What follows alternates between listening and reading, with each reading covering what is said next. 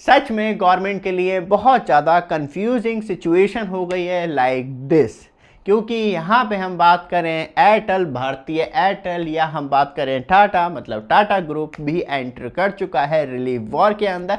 और यहाँ पे गवर्नमेंट के लिए जो सिचुएशन है वो और ज़्यादा डिफ़िकल्ट होने वाली है, क्योंकि एक बहुत बड़ी डिमांड दोनों के साइड से रखी गई है। किन किन सर्विसों को लेके उनकी भी बात करेंगे, लेकिन ये डिमांड स्टार्ट कहाँ से हुई और ये रिलीफ वॉर किस तरीके से अब छिड़ चुकी है। क्योंकि वीआई के एजीआर ड्यू के ऊपर जो रिलीफ दिया गया था उस चीज़ को देखते हुए ही ये रिलीफ वॉर स्टार्ट हुई है। और गवर्नमेंट से डिमांड रखी जा रही है जो एजीआर अमाउंट है, टेलीकॉम कंपनी हो या वो नॉन टेलीकॉम कंपनी हो, दोनों के लिए एक बहुत भारी सिरदर्द बन चुका है। और जिस तरीके से एजीआर की पेमेंट जाती हैं और एजीआर ड्यू जो रहता है उसको लेके अब टेलीकॉम कंपनी और नॉन टेलीकॉम कंपनियां दोनों ही परेशान दिखाई दे रही हैं कि एक तो हैवी इंफ्रास्ट्रक्चर में हमें पैसा खर्च करना होता है और उसके बाद हम ये भी पेमेंट लगातार दें, वो भी शॉर्टेस्ट टाइम पीरियड के अंदर, वो और ज़्यादा प्रॉब्लम क्रिएट कर देता है।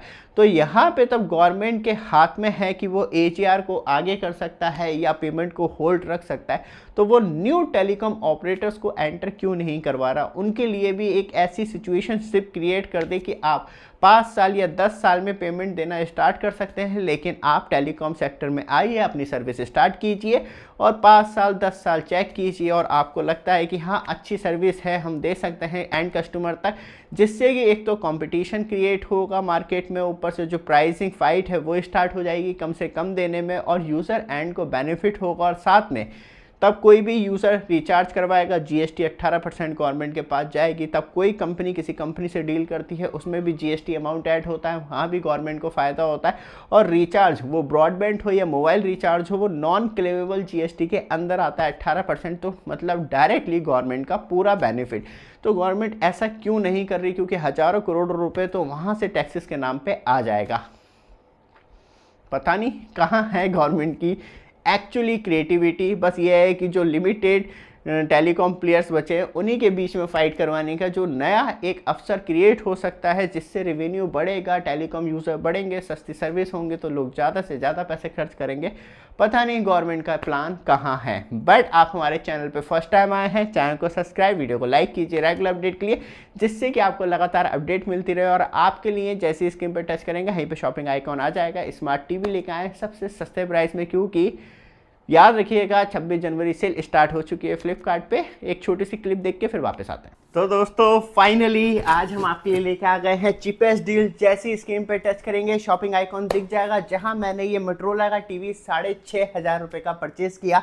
बेस्ट डील, वही प्रोडक्ट आपके लिए ऐड किए हैं लाइक दिस। ये आपको 32 इंच में देखने के लिए मिलता है और इसका जो साउंड एक्सपीरियंस है अमेजिंग। ये आपको वॉइस कंट्रोल रिमोट मिलता है विद ऑडियो एक्सपीरियंस। जैसे ही टच करेंगे वहीं पे आपको प्रोडक्ट मिल जाएगा जो साउंड क्वालिटी आपको ये देखने।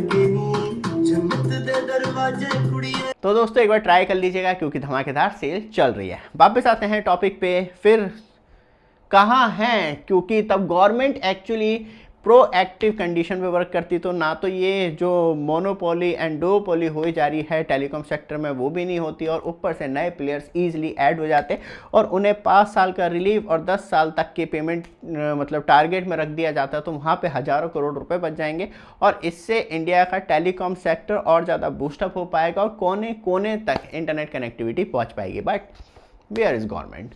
तो सबसे बड़ी बात है कि किस तरीके से जो कंपटीशन है वो ख़त्म होता चला जा रहा है, सुगड़ता चला जा रहा है, और जो करेंटली तौर पे टेलीकॉम ऑपरेटर्स हैं वो भी कहीं ना कहीं यही प्रेशर कर रहे हैं कि एजीआर अमाउंट जो है वो सच में बहुत ज़्यादा है। क्योंकि अभी रिसेंटली गवर्नमेंट ने वीआई का 95% एजीआर ड्यू जो है वो पोस्टपोन कर दिया है।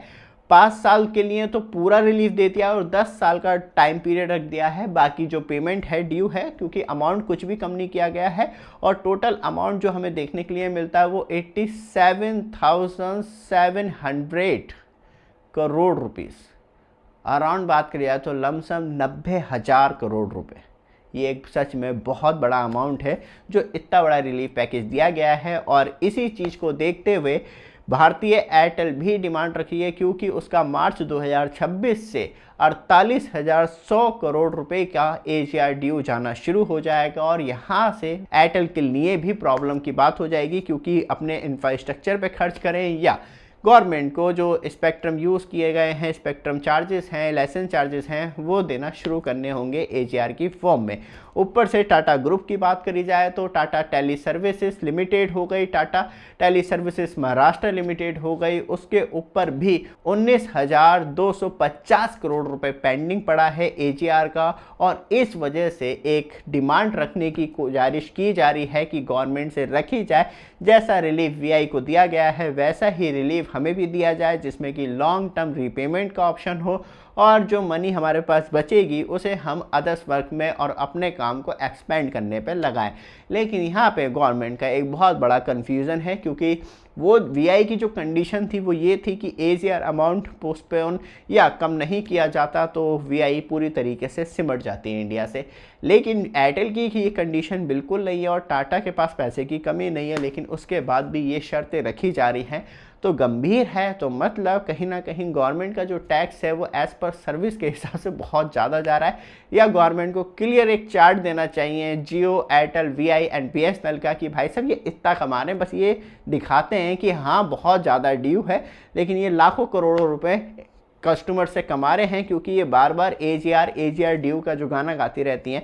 टाटा की तो हम बात समझते हैं क्योंकि वो ऑलरेडी बहुत बड़ी कंपनी है, उसका तो समझ में नहीं आता। लेकिन एयरटेल की बात करी जाए तो ये क्यों डिमांड रखी जा रही है, और क्योंकि जियो की हमें दिखाई नहीं देती डिमांड, लेकिन एयरटेल की बार बार ये डिमांड दिखाई देती है, तो किस तरीके से है। और गवर्नमेंट को पूरा क्लियर कर देना चाहिए एक PPT ला के कि ये सिर्फ कहा जा रहा है, लेकिन ऐसी कोई सिचुएशन अभी टेलीकॉम सेक्टर में नहीं है, क्योंकि ऑलरेडी आपके पास 8.5 रुपये पर GB डेटा के हिसाब से आप और हम यूज़ कर रहे हैं डेटा आज की डेट में, क्योंकि कॉस्ट ऑलरेडी बहुत ज़्यादा चीपेस्ट हो चुकी है। ये वीडियो आपको अच्छी लगे, लगातार अपडेट के लिए चैनल को सब्सक्राइब, वीडियो को लाइक जरूर कीजिएगा। धन्यवाद।